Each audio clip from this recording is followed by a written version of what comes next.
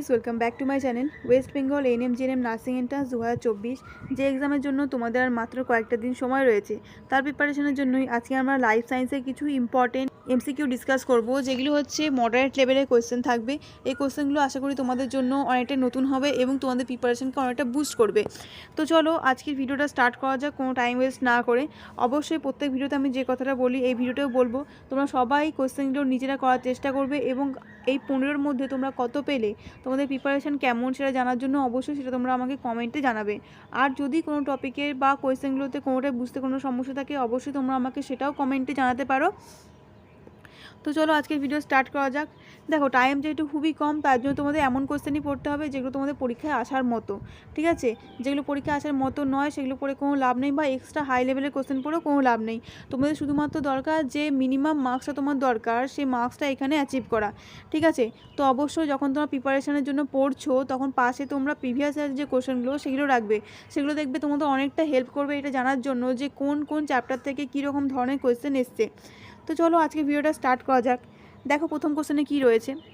First কোশ্চেনে আছে এখানে, অ্যালার্জির ক্ষেত্রে কোন শ্বেতকণিকার সংখ্যায় বেড়ে যায়? অপশানস দেখে নাও, ইওসিনোফিল, নিউট্রোফিল, বেসোফিল, মনোসাইট। অ্যালার্জির ক্ষেত্রে যে শ্বেতকণিকাটা ব্লাডে বেড়ে যায় সেইটা হচ্ছে ইওসিনোফিল, ঠিক আছে? অ্যালার্জির সময় ইওসিনোফিলের পরিমাণ কিন্তু বেড়ে যায়। তো এখানে রাইট আনসার কী হবে? রাইট আনসার হচ্ছে অপশান এ। বাকি যেগুলো এখানে রয়েছে, দেখো আমরা জানি শ্বেতকণিকা বা ডাব্লিউবিসি এগুলো হচ্ছে দু প্রকার। কী কী? একটা হচ্ছে গ্রানুলোসাইট মানে দানাদার, একটা হচ্ছে অ্যাগ্রানুলোসাইট মানে যেটা দানা থাকে না। এবার গ্রানুলোসাইট কোনগুলো? দেখবে যে কণিকাগুলোর শেষে ফিল যুক্ত রয়েছে, যেমন ধরো নিউট্রোফিল, ইওসিনোফিল, বেসোফিল, এগুলো সব হচ্ছে তোমার দানাদার শ্বেতকণিকা। আর যেগুলো সাইট মানে মনোসাইট আর লিম্ফোসাইট, এগুলো হচ্ছে অদানাদার বা অ্যাগ্রানুলোসাইট, ঠিক আছে? তো এই ছিল। নেক্সট কোশ্চেন দেখো, 2 নম্বর কোশ্চেন দেখা যাক কী রয়েছে। দেখো 2 নম্বর কোশ্চেনে কী বলা আছে এখানে। কোশ্চেন রয়েছে, ব্লাড ব্যাঙ্কে দাতার রক্ত সঞ্চিত না হওয়ার জন্য কী ব্যবহৃত হয়? দেখো, ব্লাড যখন আমরা শরীর থেকে বেরিয়ে আছে ব্লাডটা, সেই ব্লাডটা কী হয়? কোয়াগুলেট করে যায়, তঞ্চিত হয়ে যায়। কিন্তু সেটা তঞ্চিত না হয় তার জন্য ব্লাড ব্যাঙ্কে কী ইউজ করা হয়, কোন কেমিক্যাল? অপশান দেখো কী কী রয়েছে এখানে। হেপারিন, সোডিয়াম টরোকোলেট, সোডিয়াম গ্লাইকোকোলেট আর সোডিয়াম সাইট্রেট। তো এখানে রাইট আনসার কোনটা হয়ে যাবে? ব্লাড ব্যাঙ্কে ইউজ করা হয় সোডিয়াম সাইট্রেট, অপশান ডি হচ্ছে এখানে কারেক্ট আনসার। বাকি এখানে দেখো রয়েছে হেপারিন। হেপারিনটা কি? হেপারিন হচ্ছে আমাদের শরীরে থাকে। বেসোফিল, যে একটা শ্বেতকণিকা আছে যার নাম বেসোফিল, সেই বেসোফিল থেকে কিন্তু হেপারিনটা খরিত হয়। এই হেপারিন কি করে না, আমাদের শরীরের মধ্যে যে রক্তটা রয়েছে সেটাকে তঞ্চিত হতে দেয় না। এটাই হচ্ছে হেপারিনের কাজ, ঠিক আছে? নেক্সট কোয়েশ্চেন দেখবো আমরা, 3 নম্বর কোয়েশ্চেন কি রয়েছে দেখো। ম্যালপিজিয়ান কলিকা বা ম্যালপিজিয়ান কর্পাসেল যা নিয়ে গঠিত? প্রথমত বলি যে ম্যালপিজিয়ান কর্পাসেল কোথায় থাকে। ম্যালপিজিয়ান কর্পাসেল হচ্ছে নেফ্রনের একটা অংশ, ঠিক আছে? ম্যালপিজিয়ান কর্পাসেল হচ্ছে নেফ্রনের একটা অংশ। আর নেফ্রন হচ্ছে বৃক্কের গঠনগত কার্যগত একক, মানে অনেকগুলো নেফ্রন নিয়েই কিন্তু বৃক্ক গঠিত হয়েছে। বৃক্কের যে কাজ, সেই কাজটা অ্যাকচুয়ালি করে কে? নেফ্রন করে, ঠিক আছে? এবার নেফ্রনের ডিফারেন্ট ডিফারেন্ট পার্টস রয়েছে, যেগুলো স্পেসিফিক কিছু ফাংশন রয়েছে। তো এখানে কি বলেছে? Malpighian corpuscle. এবার এই যে নেফ্রন, তো সেই নেফ্রনেরও দুটো অংশ আমরা ভাগ করি, একটা হচ্ছে একটা হচ্ছে তোমার ম্যালপিজিয়ান কর্পাসেল, আর একটা হচ্ছে বৃক্কীয় নালিকা। তো এখানে বলেছে ম্যালপিজিয়ান কর্পাসেলটা কী নিয়ে গঠিত? অপশান দেখে নাও, গ্লোমেরুলাস, বোম্যান্স ক্যাপসুল আর বহির্মুখী ধমনিকা। নেক্সট অপশান রয়েছে গ্লোমেরুলাস, বোম্যান ক্যাপসুল নিয়ে। থার্ড অপশান রয়েছে শুধু গ্লোমেরুলাস নিয়ে, আর নাকি অপশান ডিতে রয়েছে গ্লোমেরুলাস ও বহির্মুখী ধমনিকা নিয়ে। দেখো, গ্লোমেরুলাস আর বোম্যান্স ক্যাপসুল এই দুটো নিয়ে কিন্তু তৈরি হয় ম্যালপিজিয়ান কর্পাসেল, ঠিক আছে? ম্যালপিজিয়ান কর্পাসেলের দুটো অংশ, একটা হচ্ছে গ্লোমেরুলাস আর বোম্যান্স ক্যাপসুল। তাহলে অপশান বি হচ্ছে এখানে কারেক্ট আনসার, গ্লোমেরুলাস এবং বোম্যান্স ক্যাপসুল। স্ট্রাকচারটা আমি তোমাদের একটু হালকা করে এখানে বলে দিই। নেফ্রনের যে স্ট্রাকচার সেটা হচ্ছে এইরকম একটা স্ট্রাকচার থাকে নেফ্রনের, ঠিক আছে? এইখানে রক্তজালিকাগুলো, অন্তর্মুখী ধমনিকাগুলো এখানে এন্টার করে, দিয়ে এখানে কিছু রক্তজালক তৈরি করে, তারপর আবার এখান দিয়ে সেটা হালকা, মানে এটার যে ব্যাস বহির্মুখী ধমনিকা সেটা অনেকটা কম হয়, ঠিক আছে? এই যে তোমরা কাপলাই স্ট্রাকচার দেখছো এইটা, ঠিক আছে? এই স্ট্রাকচারটা রয়েছে, এইটা হচ্ছে তোমার বোম্যান্স ক্যাপসুল। আর যে রক্ত জালিকাগুলো দেখছো সেটা হচ্ছে গ্লোমেরুলাস, ঠিক আছে? এই হলো গ্লোমেরুলাস আর এটা হচ্ছে বোম্যান্স ক্যাপসুল। এইটা হচ্ছে অন্তর্মুখী ধমনিকা, আর এইদিকে এই সাইড এটা রয়েছে বহির্মুখী ধমনিকা। অন্তর্মুখী ধমনিকা দিয়ে যে রক্তটা বেশি পরিমাণে এখানে আসে, এখান দিয়ে ফিল্টার হয়ে বোম্যান্স ক্যাপসুলে এন্টার করে যায়। আর এদিক দিয়ে সেই ফিল্ট্রেশন হওয়ার পর, ঠিক আছে, যে ফিল্টারটা থাকে, ধরো ফিল্ট্রেশন হওয়ার পর যেটা রইলো সেটা হচ্ছে এখানে দিয়ে চলে যাবে, বোম্যান্স ক্যাপসুলে এন্টার করে যায়, যেটা দিয়ে পরে মূত্র তৈরি হবে, ঠিক আছে? ইউরিন তৈরি হবে। আর বাকি যে রক্তটা, সেই রক্তটা চলে যায় হচ্ছে তোমার বহির্মুখী ধমনিকা দিয়ে, বাকি সার্কুলেশনে ওটা চলে যায়। ওকে, আরেকটা জিনিস মনে রাখবে, এই যে ফিল্ট্রেশনটা হচ্ছে, এই ফিল্ট্রেশনের মধ্যে কখনোই কিন্তু রক্তকণিকাটা ফিল্টার হয়ে কিন্তু চলে আসে না বোম্যান্স ক্যাপসুলের মধ্যে, ঠিক আছে। পরবর্তী কোশ্চেন দেখো, 4 নম্বর কোশ্চেন কী রয়েছে, কোন অঙ্গটি কোনো পাচক উৎসেচক উৎপন্ন করে না? কোনটা কোনো রকমের পাচক উৎসেচক বা ডাইজেস্টিভ এনজাইম উৎপন্ন করে না? অপশন কী আছে, লালাগ্রন্থি, অগ্নাশয়, পাকস্থলী আর যকৃৎ। তো পাচক উৎসেচক উৎপন্ন করে না কে? যকৃৎ। যকৃৎ কিন্তু পাচক উৎসেচক উৎপন্ন করে না। বাকি এখানে অপশানে যেগুলো রয়েছে সবগুলো থেকে কিছু না কিছু ডাইজেস্টিভ এনজাইম প্রডিউস হয়, কিন্তু যকৃৎ থেকে কোনো রকমের ডাইজেস্টিভ এনজাইম প্রোডাকশন হয় না। যকৃৎ তৈরি হয় কি? পিত্তরস, যেটাকে আমরা বলি বাইল। বাইল বা পিত্তরসটা যকৃতে সিনথেসিস হয়, ঠিক আছে, যেটা স্টোর থেকে গিয়ে কোথায়? পিত্তাশয় বা গল ব্লাডারে। চলো নেক্সট কোশ্চেন, 5 নম্বর কোশ্চেন দেখা যাক কী রয়েছে। দেখো, ও শ্রেণীর রক্তে অপশন দেখো, অ্যান্টিজেন ও অ্যান্টিবডি থাকে না। অপশন বি বলা আছে অ্যান্টিজেন এ ও অ্যান্টিবডি বি। অপশন সি রয়েছে অ্যান্টিজেন নেই কিন্তু অ্যান্টিবডি এ এবং বি রয়েছে। আর নাকি অপশন ডিতে বলা আছে অ্যান্টিজেন এ ও বি এবং অ্যান্টিবডি এ ও বি। দেখো, ও শ্রেণীর যে রক্ত, ও শ্রেণীর রক্তে কোনো অ্যান্টিজেন থাকে না। রক্তের যে গ্রুপ সেটা ডিভিশন হয়েছে কিসের ওপর ডিপেন্ড করে বলো তো? কোন অ্যান্টিজেন আমাদের ব্লাডে প্রেজেন্ট রয়েছে, সেই অ্যান্টিজেনটার ওপর ডিপেন্ড করে কিন্তু রক্তের গ্রুপিংটা হয়েছে, ব্লাড গ্রুপিংটা হয়েছে। এবার ও শ্রেণীর রক্ত মানে তোমরা মনে করতে পারো জিরো। জিরো মানে কোনো অ্যান্টিজেন নেই, no antigen means zero, okay, or the blood group is defined as O. তো এখানে ও শ্রেণীর রক্তে কী হবে? কোনো অ্যান্টিজেন নেই কিন্তু অ্যান্টিবডি বোথ টাইপস থাকবে, মানে অ্যান্টিজেন কোনো থাকবে না, নো অ্যান্টিজেন এ আর no antigen B, but both types of antibody A and antibody B are present, ঠিক আছে। তো এখানে অপশন সি হচ্ছে কারেক্ট আনসার। দেখো, তো এখান থেকে তোমরা বুঝতে পারলে, আমি বললাম কি অ্যান্টিজেন যেটা থাকবে সেটাই হচ্ছে ব্লাড গ্রুপ। যদি অ্যান্টিজেন এ থাকে তাহলে ব্লাড গ্রুপ হচ্ছে এ, অ্যান্টিজেন বি ব্লাড গ্রুপও বি, অ্যান্টিজেন যদি দুটোই প্রেজেন্ট থাকে বোথ এ অ্যান্ড বি তাহলে হবে ব্লাড গ্রুপও এ বি, আর যদি কোনোটা না থাকে তাহলে সেক্ষেত্রে ব্লাড গ্রুপ হচ্ছে ও বা জিরো। নেক্সট কোশ্চেন দেখবো আমরা, 6 নম্বর কোশ্চেন দেখো কী রয়েছে, শ্বাসকার্যের হার যে অংশে নিয়ন্ত্রণ হয়। অপশন দেখো, হাইপোথ্যালামাস, মেডুলা অবলঙ্গাটা, সেরিবেলাম নাকি সেরিব্রাম। শ্বাসকার্যের হার সেটা নিয়ন্ত্রণ করে কে? Medulla oblongata. অপশন বি হচ্ছে এখানে কারেক্ট আনসার, মেডুলা অবলঙ্গটা। বাকি হাইপোথ্যালামাসের কাজ, সেরিবেলামের কাজ আর সেরিব্রামের কাজ, এই কাজগুলো তোমরা ভালো করে পড়ে রাখবে। মস্তিষ্কের কিছু স্পেশাল যে পার্টগুলো রয়েছে, যেমন হাইপোথ্যালামাস, তারপরে মেডুলা অবলঙ্গাটা, সেরিবেলাম, সেরিব্রাম, এই 4টে জিনিসের কাজ তো তোমাদের অবশ্যই মনে থাকা উচিত, কারণ হাইপোথ্যালামাসের কাজ থেকে কিন্তু প্রত্যেকবার কোশ্চেন আসছে, ঠিক আছে। চলো নেক্সট কোশ্চেন দেখা যাক, 7 নম্বর কোশ্চেন কী রয়েছে দেখো। 7 নম্বর কোশ্চেন বলছে, কোনটির স্টোমাটা দিনে বন্ধ ও রাতে খোলা থাকে? স্টোমাটা বলতে কি? স্টোমাটা মানে হচ্ছে পত্ররন্ধ্র। তো কোন উদ্ভিদের স্টোমাটা দিনের বেলায় বন্ধ থাকছে কিন্তু রাতের বেলায় খোলা থাকছে? অপশন দেখে নাও, কর্ন, ওয়াটার লিলি, পিস্টিয়া নাকি ক্যাকটাস। তো ক্যাকটাসের যে স্টোমাটা বা পত্ররন্ধ্র সেটা কিন্তু দিনের বেলায় বন্ধ থাকে আর রাতের বেলায় খোলা থাকে। তো এখানে অপশন ডি হচ্ছে কারেক্ট আনসার। পরবর্তী কোশ্চেন মানে 8 নম্বর কোশ্চেন দেখো কী আছে, কোন জোটটি ভুল? এখানে কতগুলো পেয়ার বা জোট দেওয়া রয়েছে, কোন জোটটা ভুল সেটা এখানে আইডেন্টিফাই করতে হবে। প্রথম জোটটা কী রয়েছে? পি মানে ফসফরাস, তার সঙ্গে রয়েছে ডিএনএ। নেক্সট রয়েছে এমজি মানে ম্যাগনেসিয়াম, তার সঙ্গে রয়েছে ক্লোরোফিল। এনএ মানে সোডিয়াম, তার সঙ্গে রয়েছে প্রোটিন। এবং এফই মানে আয়রন, তার সঙ্গে রয়েছে সাইটোক্রোম। তো এখানে কোন জোটটা ভুল? যে জোটটা ভুল সেটা হচ্ছে এনএ, প্রোটিন, ঠিক আছে। প্রোটিনে কিন্তু সোডিয়াম থাকে না। বাকি এখানে যেগুলো দেওয়া হয়েছে সবই ঠিক। ডিএনএতে ফসফরিক অ্যাসিড থাকে, সেই হিসেবে ফসফরাস থাকছে, ম্যাগনেসিয়াম ক্লোরোফিলে থাকে, আর আয়রনও কিন্তু সাইটোক্রোমের মধ্যে থাকে। তো এখানে অপশন সিটা কিন্তু ঠিক নয়, সোডিয়াম কিন্তু প্রোটিনে প্রেজেন্ট থাকে না। নেক্সট কোশ্চেন আমরা দেখব। নেক্সট কোশ্চেন দেখো, 9 নম্বর কোশ্চেন কী রয়েছে, ফসফরাস যার গঠনগত উপাদান। 9 নম্বর কী রয়েছে? ফসফরাস যার গঠনগত উপাদান। অপশানস রয়েছে নিউক্লিক অ্যাসিড, কার্বোহাইড্রেট, প্রোটিন নাকি ফ্যাট। তো ফসফরাস কার গঠনগত উপাদান? ফসফরিক অ্যাসিড হচ্ছে কার গঠনগত উপাদান? নিউক্লিক অ্যাসিডের। তাহলে ফসফরাস হচ্ছে নিউক্লিক অ্যাসিড, মানে ডিএনএ আর আরএনএ। নিউক্লিক অ্যাসিড দু রকম আমরা জানি, একটা হচ্ছে ডিএনএ আর একটা হচ্ছে আরএনএ। তো এই ডিএনএ আরএনএ দুটোরই গঠনগত উপাদান হিসেবে কিন্তু ফসফরাস বা ফসফরিক অ্যাসিড প্রেজেন্ট থাকে। নেক্সট কোশ্চেন দেখবো আমরা, 10 নম্বর কোশ্চেন দেখো কী রয়েছে, প্যাকাইটিন উপদশায় কোনটি সম্পন্ন হয়? প্যাকাইটিন হচ্ছে মিওসিসের সবথেকে গুরুত্বপূর্ণ ফেজ তোমরা বলতে পারো।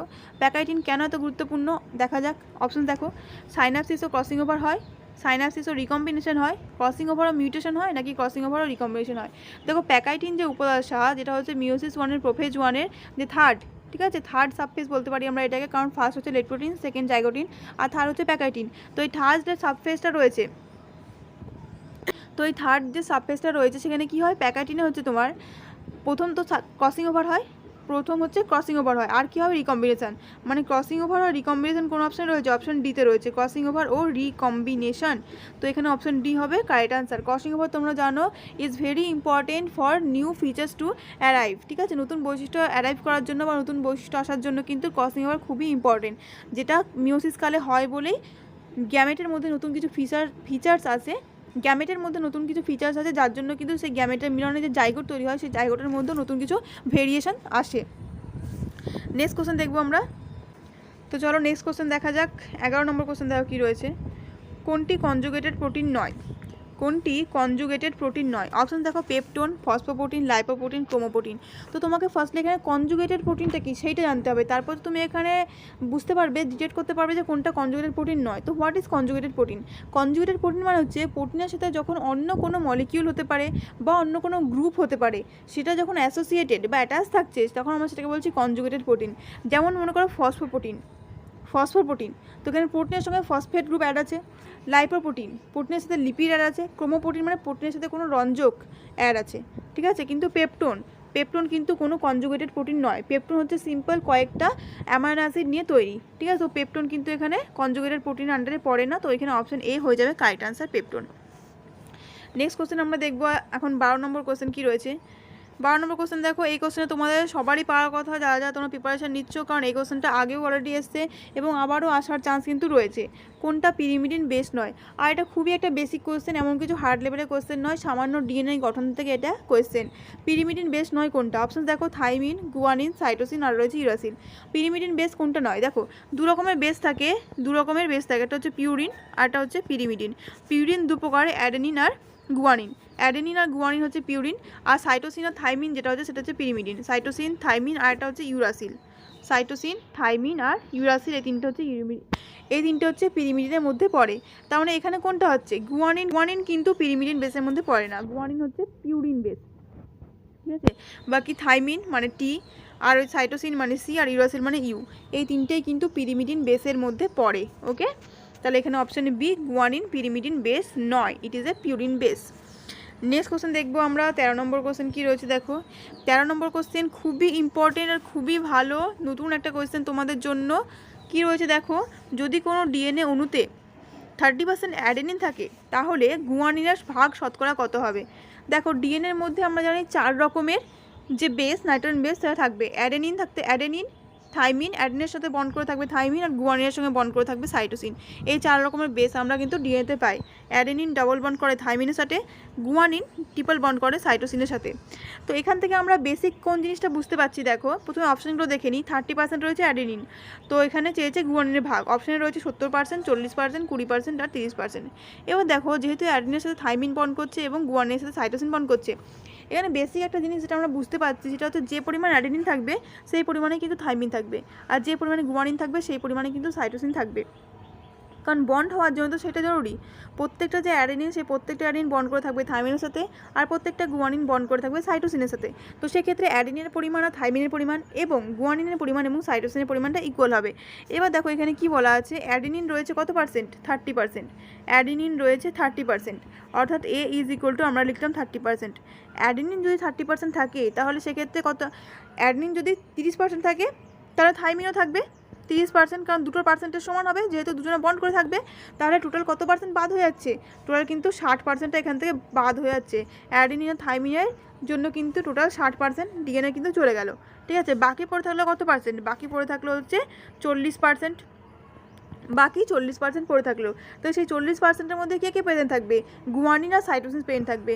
যে পরিমাণে গুয়ানিন সেই পরিমাণেই প্রেজেন্ট থাকবে সাইটোসিন, অর্থাৎ গুয়ানিন আর সাইটোসিনের মধ্যে 40%টাকে আমাদের হাফ হাফ ভাগ করে দিতে হবে, অর্থাৎ 20% থাকবে গুয়ানিন এবং 20% থাকবে কি না সাইটোসিন, ঠিক আছে, বুঝতে পারলে? তাহলে সিম্পলি যদি আমি তোমাদের বলি যে এই অঙ্কটা তোমরা এমনি মুখে মুখে কীভাবে করবে, 30% অ্যাডিন রয়েছে, সেই 30টাকে 2 দিয়ে গুণ করে দাও, তাহলে 60% হয়ে গেল। 60% থেকে আমরা 100 থেকে বাদ দেবো 40%, সেই 40% থেকে আবার আমরা 2 দিয়ে ভাগ করবো, বেবে কত? 20%, অর্থাৎ এখানে অপশন সি যেটা রয়েছে 20% সেটা হবে আনসার, ঠিক আছে। আশা করি তোমরা বুঝতে পেরেছো, এটা খুবই ভালো কোয়েশ্চেন, পরীক্ষায় আসার মতো কোয়েশ্চেন একটা। নেক্সট কোয়েশ্চেন দেখো 14 নম্বর কোয়েশ্চেনে কী রয়েছে। 14 নম্বর কোশ্চেন দেখা যাক কী রয়েছে। লাইসোজোমে কোন শ্রেণীর উৎসেচক থাকে? অপশানস রয়েছে লাইজেস, হাইড্রোলেজেস এবং ট্রান্সফারেস। তো লাইসোজোম হচ্ছে আমরা জানি আত্মঘাতী থলি। লাইসোমের মধ্যে বিভিন্ন আর্দ্র বিশ্লেষক উৎসেচক থাকে বা হাইড্রোলাইটিক এনজাইমস। আর্দ্র বিশ্লেষক উৎসেচক বা হাইড্রোলাইটিক এনজাইমস, যেটাকে ইংলিশে বলে হাইড্রোলেজেস। যেহেতু হাইড্রোলাইটিক এনজাইমস থাকে তাই হাইড্রোলেজেস থাকে, ঠিক আছে। অপশন সি এখানে হচ্ছে কারেক্ট আনসার। বাংলায় এটাকে বলে আর্দ্র বিশ্লেষণকারী উৎসেচক, ঠিক আছে। আর লাইসোজোমের যে এনভায়রনমেন্ট সেটা মনে রাখবে অ্যাসিডিক এনভায়রনমেন্ট হয়। লাইসোজোম তো একটা থলির মতো জিনিস, তাই তো, যেটা হচ্ছে তোমাদের একক পর্দাবৃত।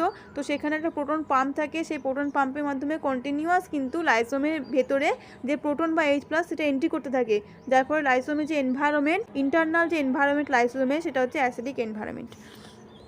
নেক্সট কোশ্চেন আমরা দেখবো 15 নম্বর কোশ্চেন, আর এটা হচ্ছে আজকের ভিডিওর লাস্ট কোশ্চেন। কী রয়েছে কোশ্চেন দেখো। কোশ্চেন রয়েছে অ্যাড্রিনাল কর্টেক্স উৎপন্ন করে। অপশন দেখো এপিনেফ্রিন, অ্যাড্রিনালিন, অ্যালডোস্টেরন নাকি ক্যালসিটোনিন। অ্যাড্রিনাল কর্টেক্স, আমি তোমাদের বারবার বলেছি অ্যাড্রিনাল গ্রন্থি শুধু পড়লে হবে না। অ্যাড্রিনাল গ্রন্থির মধ্যে দুটো পার্ট রয়েছে, একটা হচ্ছে অ্যাড্রিনাল কর্টেক্স এবং অ্যাড্রিনাল মেডুলা। দুটোই কিন্তু তোমাদের পড়তে হবে। কোনটা থেকে কী হরমোন রিলিজ হচ্ছে সেটাও তোমাদের পড়তে হবে, এবং কোনটা কী দ্বারা নিয়ন্ত্রিত হয় এখানে আমি তোমাদের ডিটেলসে বলে দিচ্ছি। দেখো কী রয়েছে অপশন রয়েছে এপিনেফ্রিন, অ্যাড্রিনালিন, অ্যালডোস্টেরন আর ক্যালসিটোনিন। আর রয়েছে অপশন ডিতে calcitonin. Most of the students তোমরা অ্যাড্রিনাল কর্টেক্সের আনসারে কিন্তু অ্যাড্রিনালিন করে আসবে, কিন্তু এটা অ্যাড্রিনালিনও হবে না, এপিনেফ্রিনও হবে না, ঠিক আছে। অ্যাড্রিনাল গ্রন্থি মানে অনেকে মনে করে অ্যাড্রিনালিন আর নরঅ্যাড্রিনালিন, কিন্তু নয়। অ্যাড্রিনাল গ্রন্থি থেকে আরও কিছু হরমোন রিলিজ হয়। তো এখানে অ্যাড্রিনালিনও রাইট আনসার নয়, এপিনেফ্রিনও কিন্তু রাইট আনসার নয়। What is the right answer? The right answer is aldosterone. Adrenal cortex থেকে, অ্যাড্রিনাল যে কর্টেক্স সেখান থেকে রিলিজ হয় অ্যালডোস্টেরন। সেই অ্যালডোস্টেরন কিন্তু বিশাল বড় ভূমিকা রয়েছে কি ব্লাড প্রেশার রেগুলেট করতে, ঠিক আছে। তো এখানে অ্যাড্রিনাল কর্টেক্স থেকে কি উৎপন্ন হয়? অ্যালডোস্টেরন। বাকি এখানে এটা রয়েছে দেখো এপিনেফ্রিন আর অ্যাড্রিনাল, এই দুটো কিন্তু সেম জিনিস। এটা নিশ্চিত হয় থেকে অ্যাড্রিনাল মেডুলা থেকে। একটা জিনিস তোমরা মনে রাখবে, অ্যাড্রিনাল যে গ্রন্থি, সেই অ্যাড্রিনাল গ্রন্থির দুটো পার্ট, একটা হচ্ছে কর্টেক্স একটা হচ্ছে মেডুলা, কর্টেক্স আর মেডুলা।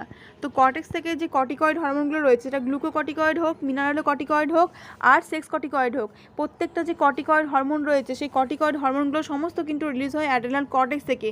আর যে মেডুলা থেকে, সেই মেডুলা থেকে রিলিজ হয় কি না এপিনেফ্রিন এবং নর এপিনেফ্রিন, এটা তোমরা মনে রাখবে। এবং আরেকটা জিনিস তোমাদের বলবো যে গ্লুকোকর্টিকয়েড, মিনারেলোকর্টিকয়েড এবং সেক্স কর্টিকয়েড যেটা অ্যাড্রিনাল কর্টেক্স থেকে রিলিজ হচ্ছে, সেগুলোর নাম তোমরা পড়ে রাখবে। যেমন এই অ্যালডোস্টেরন পরে কিন্তু মিনারেলোকর্টিকয়েডের মধ্যে, ঠিক আছে। আর তারপর হচ্ছে কর্টিকল, কর্টিসোন, এগুলো তোমাদের রিলিজ হয় কোথা থেকে? অ্যাড্রিনাল কর্টেক্স থেকে, ওকে। এগুলো হচ্ছে গ্লুকোকর্টিকয়েডের আন্ডারে পড়ে। এবার তোমাদের বলি যে অ্যাড্রিনাল কর্টেক্সটা আমরা যে ACTH হরমোনটা পড়ি, ACTH, তো বাই চান্স তোমাদের কিন্তু কোশ্চেন চলে আসতেই পারে যে ACTH যে হরমোন সেটা কাকে নিয়ন্ত্রণ করে। ACTH হরমোন রিলিজ হচ্ছে পিটিআই থেকে রিলিজ হয়ে সে কোথায় গিয়ে অ্যাক্ট করছে? ACTH যে হরমোনটা সেটা পিটিআই থেকে, অ্যাড্রিনোকর্টিকোটপিক হরমোন। ACTH যে হরমোন সেটা পিটিআই থেকে বা অগ্র পিটিআই থেকে রিলিজ হয়ে অ্যাক্ট করে কোথায়? অ্যাড্রিনাল কর্টেক্সের ওপর, ঠিক আছে। অ্যাড্রিনাল মেডুলার ওপর কিন্তু নয়, এটা ভালো করে মনে রাখবে। অ্যাড্রিনাল কর্টেক্সের ওপর অ্যাক্ট করে এবং যে কর্টিকয়েড হরমোন সেগুলো রিলিজ ঘটায়। কিন্তু অ্যাড্রিনাল মেডুলা কিসের ওপর নির্ভর করে? অ্যাড্রিনাল মেডুলা কিন্তু পুরোপুরি নার্ভ ডিপেন্ডেন্ট, ঠিক আছে। এটা কিন্তু নার্ভ রেগুলেটেড, ওকে। তো এই জিনিসগুলো তোমরা মনে রাখবে। তো এই ছিল আজকের ভিডিওর 15টা কোশ্চেন আজকে আমরা ডিসকাস করলাম, যেগুলো তোমাদের পরীক্ষার জন্য আশা করি অনেকটা হেল্পফুল হবে। তোমরা যদি কোশ্চেনে কোনো জায়গায় কোনো প্রবলেম হয়ে থাকে অবশ্যই তোমরা আমাকে জানাতে পারো। আজকের জন্য এইটুকুই, দেখা হবে নেক্সট একটা ভিডিওতে নতুন কিছু কোশ্চেনের সাথে।